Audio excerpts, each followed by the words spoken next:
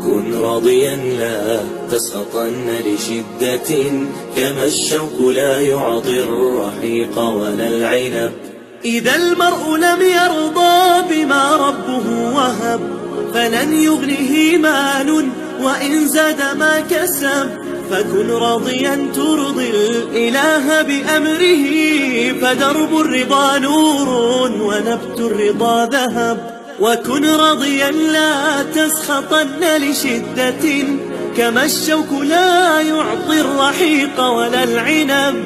وكن راضيا لا تسخطن لشدة، كما الشوك لا يعطي الرحيق ولا العنب. ظن في الإله وشكره، فتلك معاني الخير خط بها الأدب.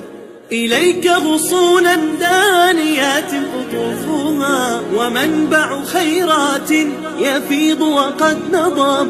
سلام وإحسان وصبر وجيرة وأفعال.